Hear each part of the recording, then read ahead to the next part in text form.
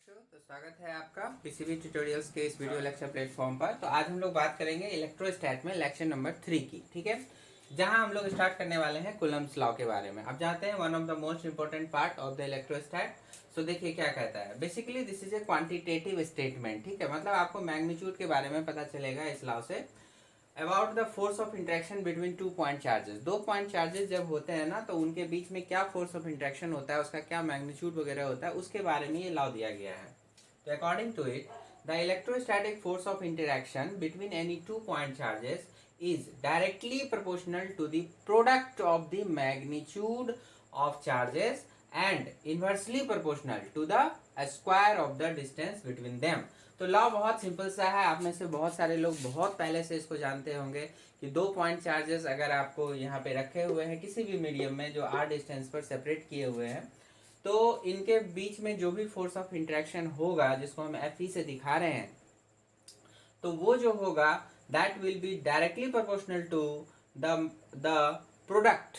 ये Q1 और Q2 क्या है, मैग्नीट्यूड ऑफ द चार्जेस है। इनको आप जब आप इंटू कर देंगे, गुना कर देंगे, तो ये Q1 इंटू Q2 बन जाएगा। इसके डायरेक्टली प्रोपोर्शनल होगा ये फोर्स। ठीक है, तो प्रोडक्ट ऑफ द चार्जेस और इनवर्सली प्रोपोर्शनल होगा किसके, तो जो भी डिस्टेंस है ना, r डिस्टेंस, उसके स्क्वायर के इनवर्सली प्रोपोर्शनल होगा। ओके, तो इन दोनों को मिला के अगर हम लिखते हैं तो Fe proportional to Q1 Q2 by R square.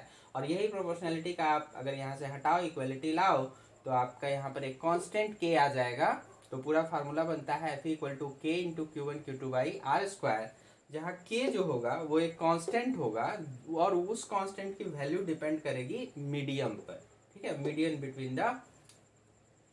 Between the point charges. Q1 Q2 के बीच का मीडियम क्या है, उस पर डिपेंड करेगा कि ये k की वैल्यू क्या होती है। ओके, ये चीजें आगे देखिए थोड़ा। The electrostatic force of interaction remains attractive. यहाँ पर जो हमने फोर्सेस को दिखाया है, ये आपको रिपल्सिव फोर्सेस दिखा रहे हैं।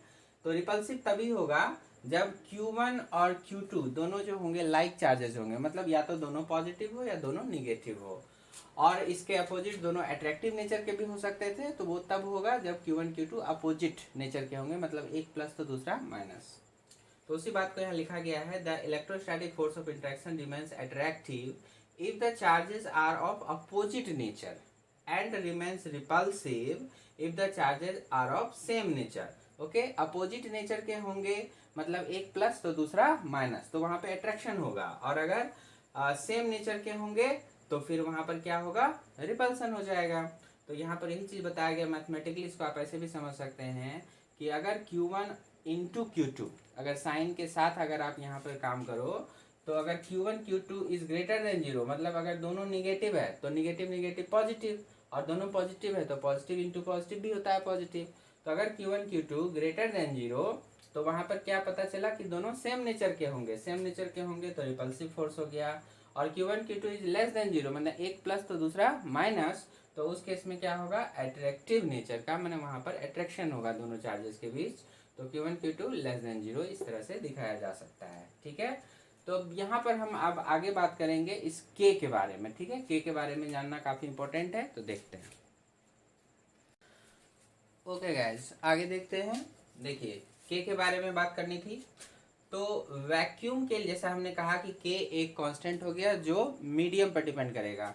तो अगर वैक्यूम है या फिर एयर है, या फिर इसी को हम फ्री स्पेस भी बोल सकते हैं वैक्यूम को, तो अगर ये सब बातें हो तो k becomes 1/4 pi epsilon not. ये एक वर्ड याद रखिएगा, एप्सिलॉन नॉट। ठीक है, इसको क्या पढ़ते हैं, एप्सिलॉन नॉट। ओके, जहां ये epsilon not is equal to permittivity of free space. इसको यही कहते हैं, परमिटिविटी के नाम से ये जाना जाता है।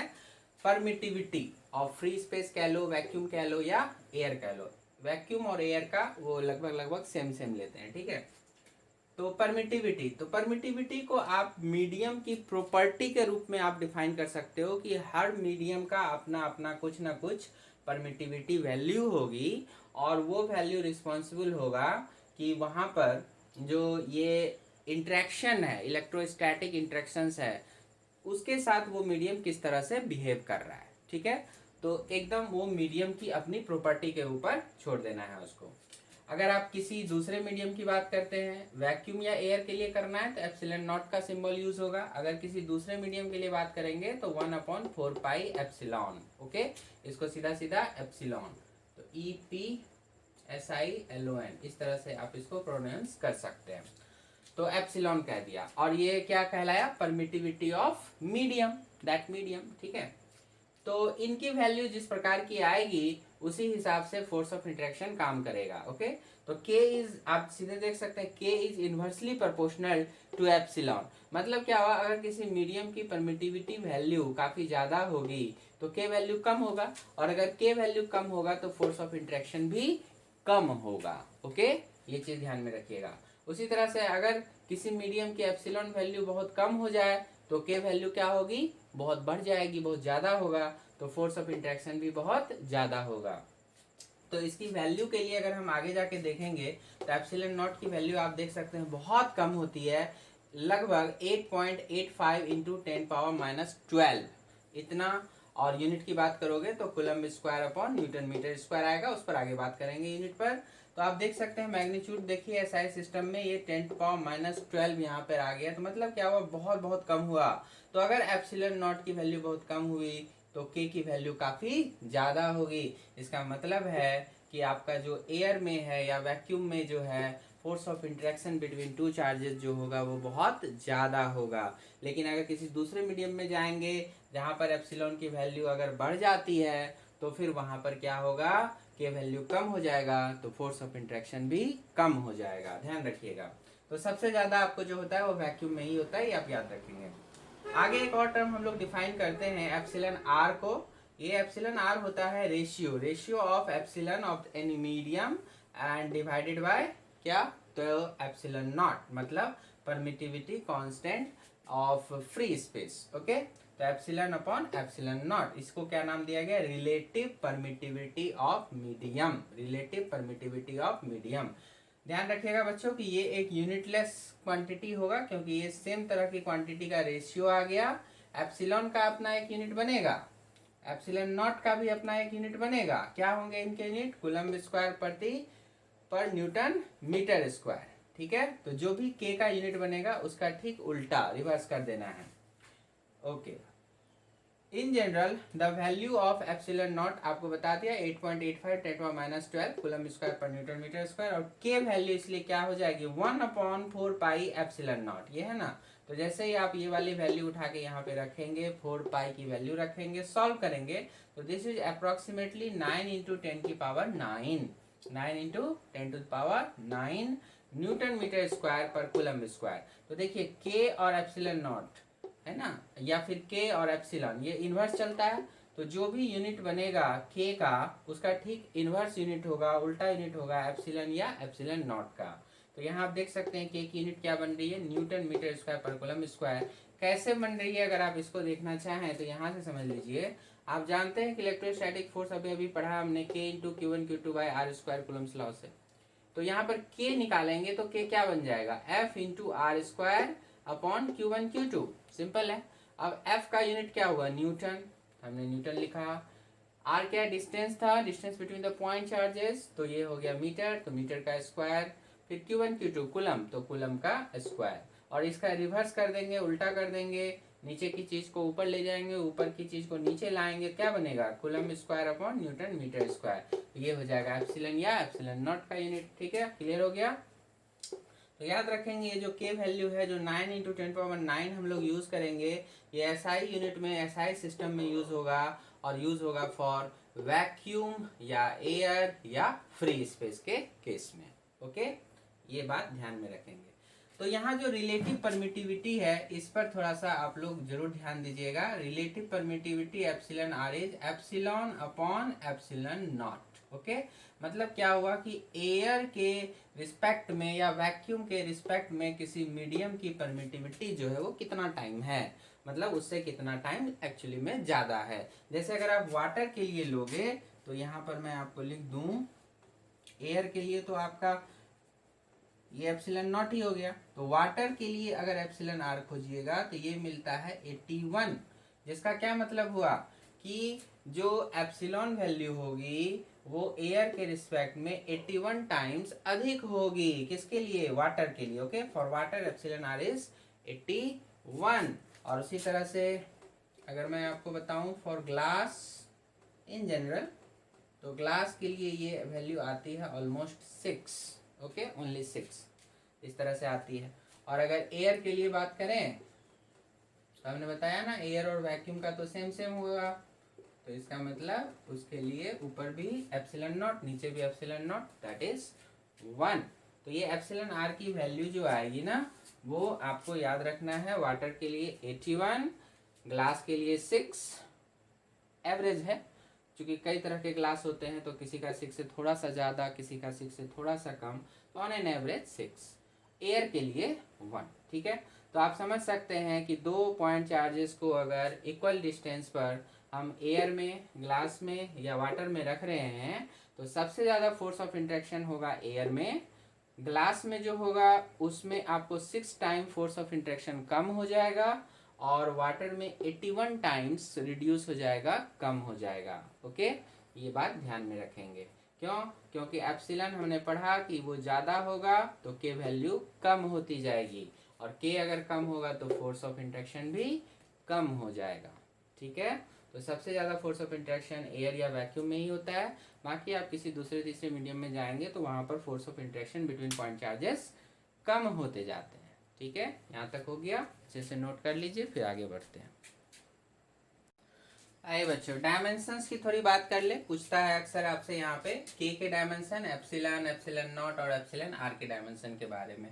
तो अभी हमने थोड़ी देर पहले ही इनके यूनिट पर बात किया था, तो यूनिट पता है तो डायमेंशन आराम से आप लिख सकते हो। तो एक बार फिर से हम यूनिट पर बात करेंगे। तो देखिए, के यूनिट के लिए हमने आपको कहा कैसे निकालना है, तो साइड में देख लेंगे। जैसे फोर्स था हमारा के into Q1 Q2 upon are square, तो के हमारा फॉर्मूला बन गया था F R square upon Q1 Q2, right है।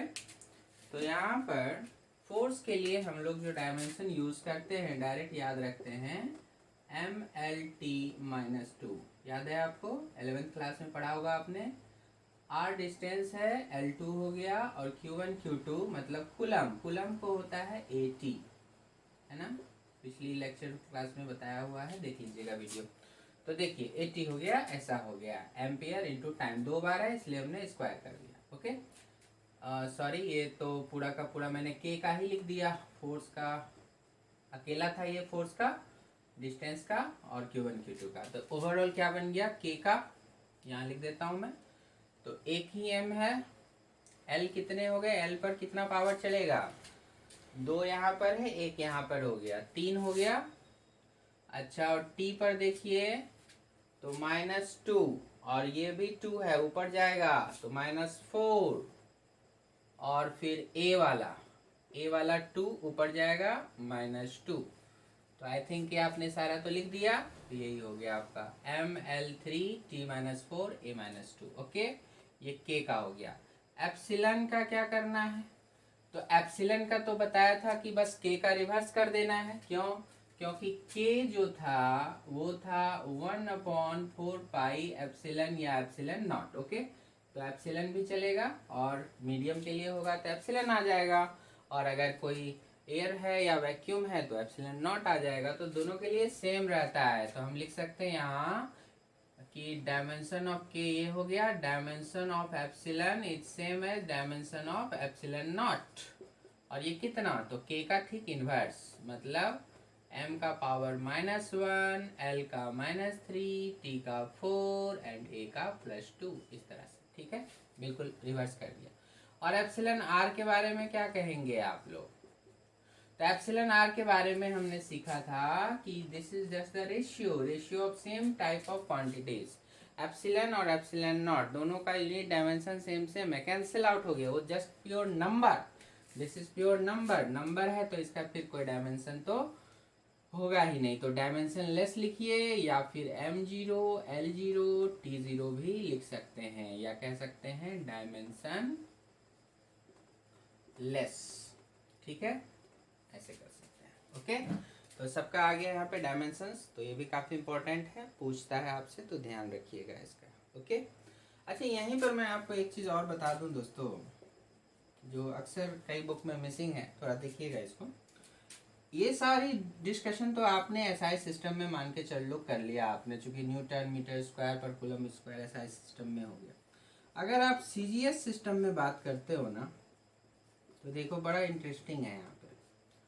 इन सीजीएस सिस्टम में जो आपका फोर्स हुआ वो भी वही के है, और Q1 Q2 है भाई आर स्क्वायर। फार्मूला तो किसी भी सिस्टम में ले जाइए वही बना, ठीक है।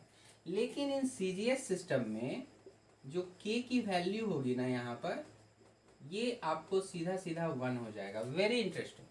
एसआई सिस्टम में आपका ये था 1/4πε0, ओके। लेकिन अगर सीजीएस सिस्टम में बात करोगे ना, तो वेरी इंटरेस्टिंग कि दिस के बिकम 1, ओके। तो इसके लिए आगे कुछ सोचना ही नहीं है आपको, ओके, सीधा सीधा। तो इसीलिए आपका जो एफ इन सीजीएस सिस्टम बनेगा, इलेक्ट्रिक फोर्स कह सकते हो, तो that is Q1 Q2 by R square, okay, सीधा सीधा। तो यहाँ पर मैं एक चीज और यहाँ पे आपको इंडिकेट करूंगा। अगर मैं कहूँ Q1 और Q2 आपस में इक्वल है, Q है और ये कितना है, मान के चलिए ये 1 इलेक्ट्रोस्टैटिक यूनिट है, ओके। सीजीएस सिस्टम में बताया था आपको, चार्ज का जो यूनिट होता है वो ESU होता है। तो 1 इलेक्ट्रोस्टैटिक यूनिट हुआ। R है अगर 1 सेंटीमीटर, तो फिर F जो बनेगा वो बन जाएगा 1 डाइन, सीजीएस सिस्टम में फोर्स का यूनिट। तो आप कह सकते हो यहाँ पे कि एक ESU चार्ज कितना होगा। अगर हम इसके बारे में बात करना चाहें तो हम कह सकते हैं कि अगर दो इक्वल चार्जेस मैग्नीट्यूड में इक्वल होने चाहिए, चाहे प्लस हो दोनों, चाहे दोनों माइनस हो, या एक प्लस हो एक माइनस हो, उससे कोई फर्क नहीं पड़ता। तो हम मान लेते हैं कि दो इक्वल चार्जेस QQ ऐसे अगर रखे हुए हैं एयर में 1 सेंटीमीटर के डिस्टेंस पर, ओके। दो इक्वल चार्जेस एयर में या वैक्यूम में 1 सेंटीमीटर के डिस्टेंस पर अगर रखे हुए हैं और इनके बीच फोर्स ऑफ इंट्रैक्शन, मान लो दोनों प्लस है, फोर्स ऑफ इंट्रैक्शन एक डाइन का हो, 1 डाइन मतलब 10⁻⁵ न्यूटन, पता है आपको, एक डाइन इज 10⁻⁵ न्यूटन। तो अगर इनके बीच लगने वाला फोर्स ऑफ इंट्रैक्शन कितने का है, 1 डाइन का है, तो फिर ये चार्ज कितना होगा, देन जो चार्ज होगा this is equal to 1 ESU। तो जो चार्ज होगा इसी को हम लोग बोलेंगे 1 इलेक्ट्रोस्टैटिक यूनिट, ओके। और आपने ये पढ़ा था कि ESU और कूलम्ब के बीच आपस का रिलेशन, ठीक है। तो पिछले वीडियो लेक्चर में बताया गया है आपको, तो वो थोड़ा ध्यान में रखेंगे। ESU काफ़ी छोटा यूनिट होता है, होना भी चाहिए, क्योंकि 1 डाइन का फोर्स बहुत कम होता है ना, ये इस तरह से। तो ये सारी चीज़ें हैं, थोड़ा सा याद रखेंगे इन चीज़ों को। तो एक बार फिर से दोहरा दूँ कि 2 पॉइंट चार्जेस को अगर 1 सेंटीमीटर के डिस्टेंस पे रखा जाए, दोनों चार्जेस का मैग्नीट्यूड अगर इक्वल है और इनके बीच लगने वाले फोर्स ऑफ इंट्रैक्शन की वैल्यू 1 डाइन है, तो वो चार्ज का अमाउंट कितना होगा, तो उस चार्ज का अमाउंट जितना होगा that is equal to 1 ESU, okay. ये ध्यान में रखिएगा। चलिए यहाँ पे ये भी देख लीजिए, आपको बताया था पिछली क्लास में कि 1 coulomb is equal to 3 × 10⁹ ESU बताया गया है आपको, पिछला वीडियो लेक्चर आपने नहीं देखा है तो देख लेंगे प्लीज इसको। 1 कूलम्ब इक्वल टू 3 × 10⁹ ESU। तो 1 ESU कितना हो जाएगा, 1/3 × 10⁹ कूलम्ब। और अगर इसको डिवाइड करें 1/3 को, तो 0.3333 आता रहेगा, हम लोग 3 डिजिट तक ले रहे हैं, तो 0.333 × 10⁻⁹।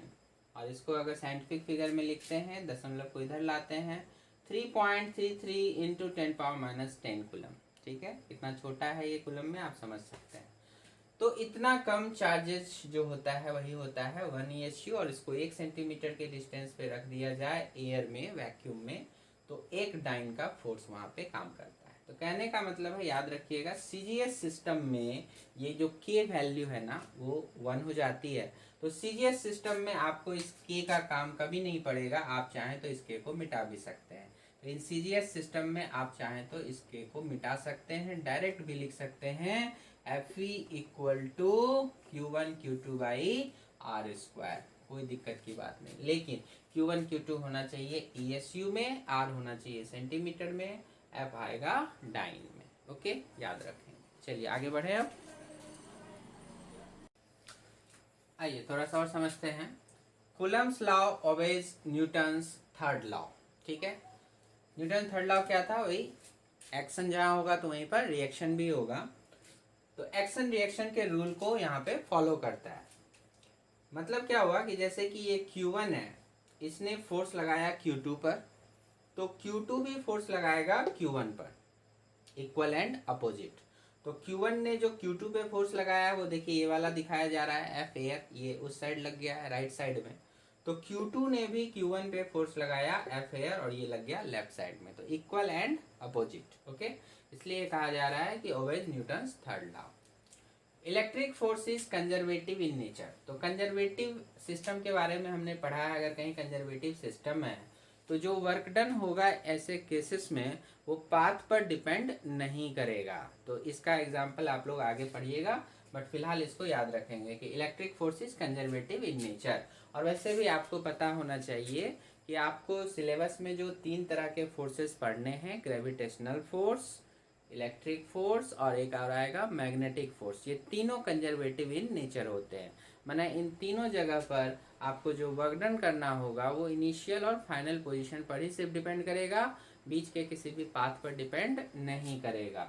चलिए, इन एयर या vacuum the electric force is maximum. Okay, between two charges जो इलेक्ट्रिक फोर्स होगा वो मैक्सिमम वर्क करेगा इन एयर या vacuum. Whereas in any other medium, दूसरे मीडियम की अगर हम बात करेंगे जिसके पास रिलेटिव परमिटिविटी की वैल्यू कुछ है, एप्सिलॉन आर है, and this epsilon R is always greater than और इक्वल टू 1। ओके, ये भी याद रखिएगा। ये एप्सिलॉन आर को भी मैं लिख दूं क्योंकि सबसे कम होता है एयर या वैक्यूम का ही, तो बाकी जो भी आएगा वो उनसे ज्यादा ही होगा, जिसके नेवर भी निगेटिव। ओके, एक से हमेशा अधिक या ज्यादा बराबर होगा एयर के लिए, बाकी कोई मीडियम है, ऑयल है, वाटर है, ग्लास है, तो एक से ज्यादा। The electric force decreases in such medium, ऐसे मीडियम में इलेक्ट्रिक फोर्स डिक्रीज कर जाएगा।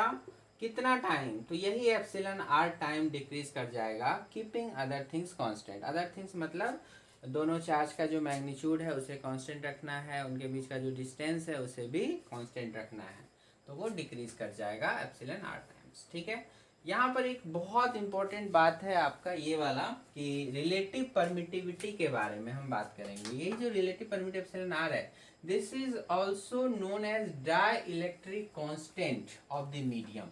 ये मीडियम का डाइलेक्ट्रिक कांस्टेंट के नाम से भी जाना जाता है और डिनोट भी किया जाता है तो इस के से। ओके, अब जब मैं यहाँ पर ये के लिख रहा हूं तो आप कंफ्यूज नहीं कीजिएगा इस के से।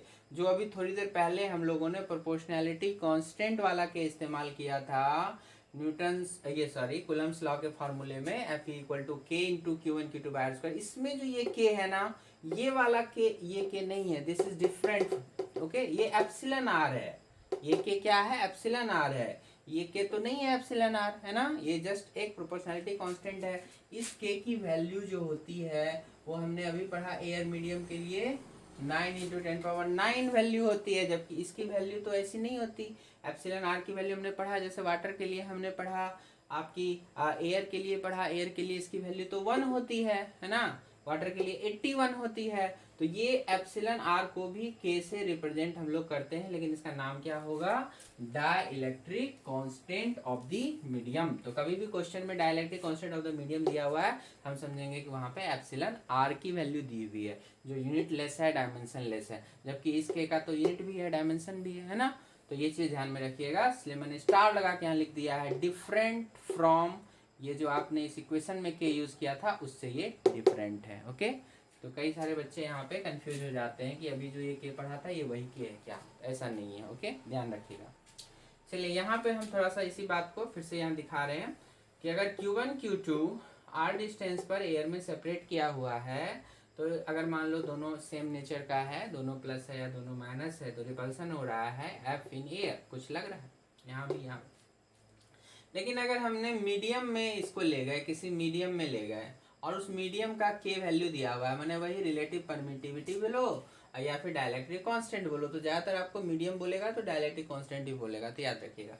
तो डाइलेक्ट्रिक कांस्टेंट अगर इसका बीच के मीडियम का दिया हुआ है कि वो K है, तो जो भी फोर्स यहाँ एयर में लग रहा था वो K टाइम रिड्यूस कर जाएगा। ठीक है, सिंपल। तो वही लिखा हुआ है डिक्रीजेज एप्सिलॉन r टाइम्स, मैंने वही K टाइम्स रिड्यूस कर गया। ओके, ये ध्यान रखें। अगर वाटर मीडियम होगा तो यहाँ 81 आ जाएगा। ठीक है, ग्लास होगा तो 6 आ जाएगा। कोई ऑयल है जिसका 20 है तो यहाँ डिवाइड बाय 20 आ जाएगा। तो इस तरह से ध्यान रखिएगा।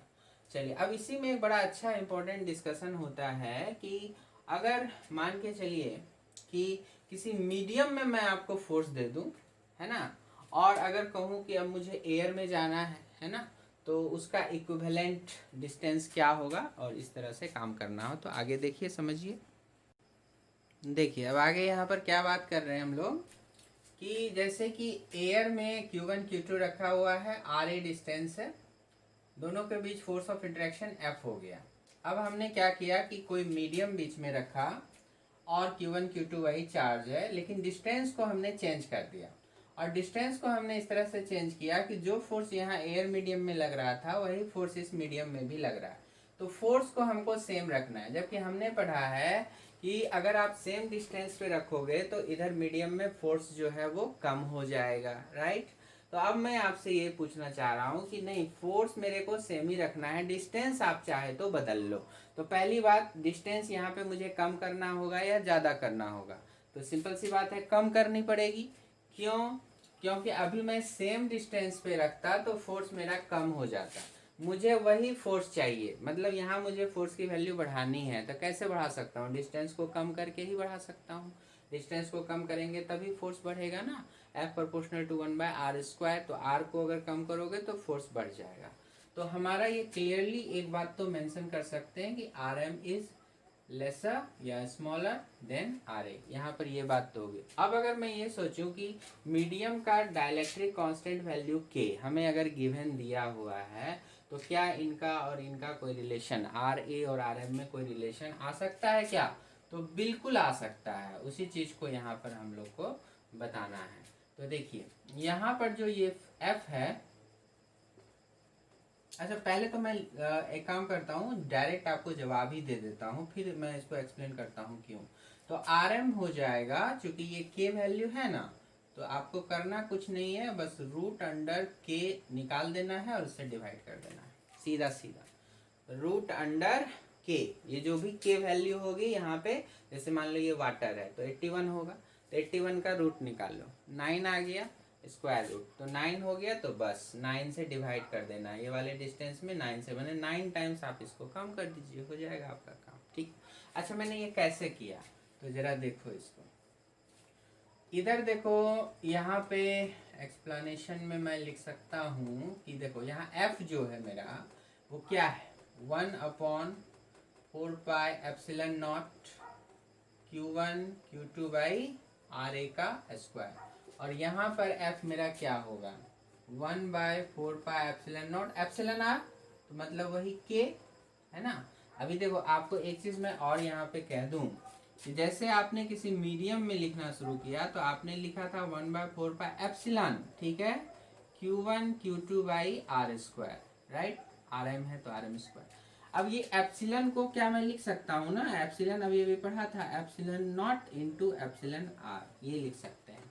क्यों? क्योंकि एप्सिलॉन r क्या पढ़े थे, एप्सिलॉन अपॉन एप्सिलॉन नॉट, तो एप्सिलॉन बनेगा ना, ε0 इंटू एप्सिलॉन r, ये बनेगा। तो जहाँ ये एप्सिलॉन है वहाँ मैं ये लिख सकता हूँ, और जहाँ एप्सिलॉन r है वहाँ पर मैं k लिख सकता हूँ। तो इसलिए हमने यहाँ पे लिखा 1/4πε0 इंटू k, ओके, और उसके बाद Q1 Q2/RM का स्क्वायर, यहाँ पर तो RM था, कर दिया।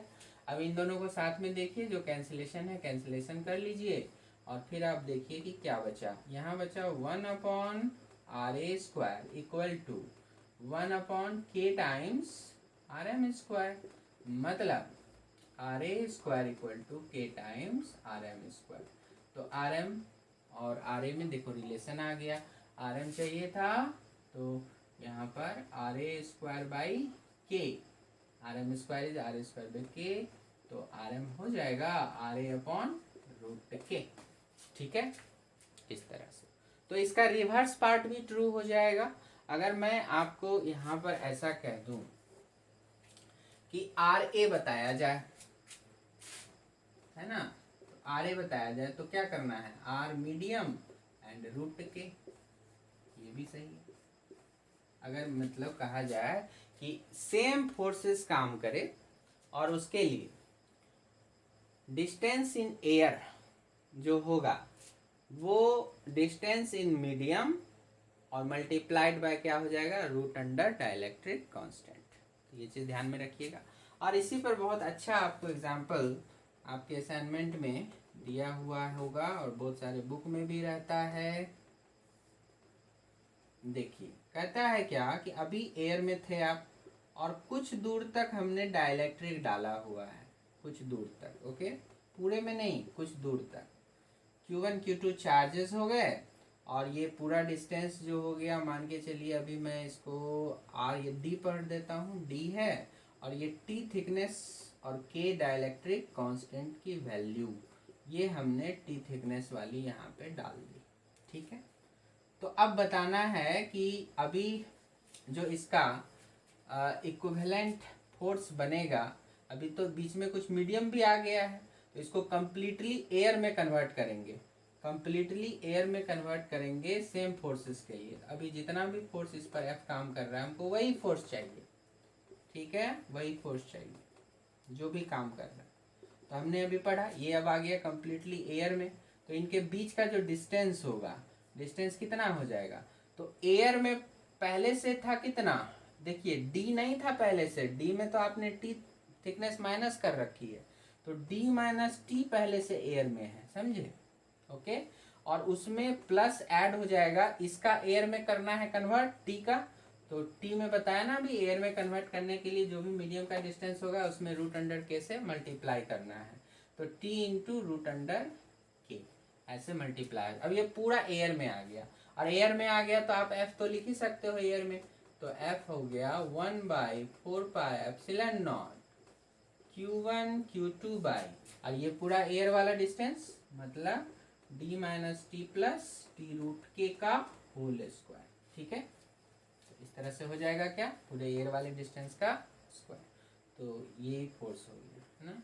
तो अगर आपने एयर में कुछ T थिकनेस का एक डाइलेक्ट्रिक डाल रखा जिसकी डाइलेक्ट्रिक कांस्टेंट वैल्यू K हो गई, तो इनके बीच जो फोर्स काम कर रहा है उसकी वैल्यू हम लोग लिख सकते हैं 1/4πε0 Q1 Q2 by D minus T plus T√k का होल स्क्वायर। ठीक है, तो इस पर भी कुछ अच्छे सवाल आपको बनाना है, असाइनमेंट में दिया हुआ है, और मैंने एक वीडियो में अपलोड भी कर रखा है इस पर का सवाल, तो उसको जरूर जा करके देख लेंगे, है ना, फिजिक्स डाउट में। ओके, तो यहाँ तक आप अच्छे से देख लीजिए, फिर आगे बढ़ते हैं।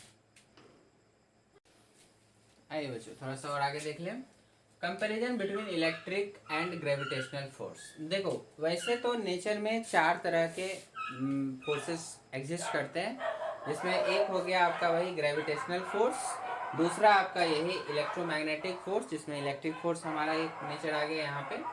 तो इलेक्ट्रिक फोर्स और मैग्नेटिक फोर्स को एक दूसरे से सेपरेट नहीं कर सकते, इसलिए इसको एक ही कैटेगरी में डाला गया है। तीसरा आपका आ जाता है न्यूक्लियर फोर्स, जिसको बहुत स्ट्रांग फोर्स भी बोलते हैं, और चौथा हो जाता है वीक फोर्स। ठीक है,